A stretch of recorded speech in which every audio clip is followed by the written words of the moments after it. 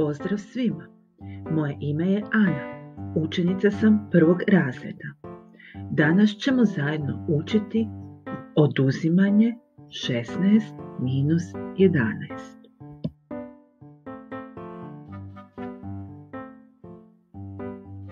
Pripremite svoje knjige i bilježnice.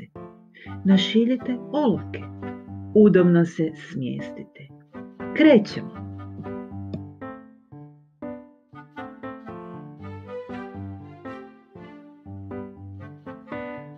Šest jedinica minus 1 jedinica jednako je 5 jedinica. 6 minus 1 jednako je 5. Jedinice ćemo prikazati munjama, a desetice oblacima iz kojih te munje izlaze.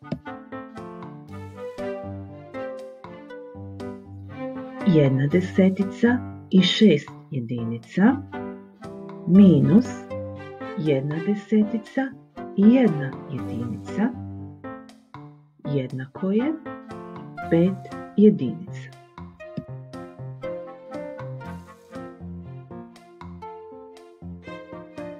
Šesnaest minus 11 jednako je 5, jer je 5 plus 11 jednako 16.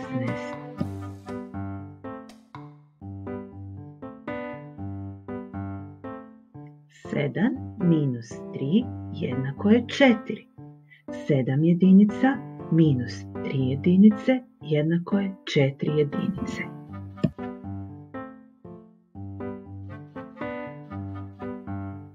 Jedna desetica 7 jedinica minus 1 desetica 3 jedinice jednako je 4 jedinice.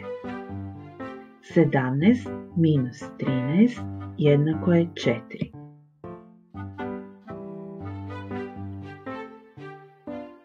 17 minus 13 jednako je 4, jer je 4 plus 13 jednako 17.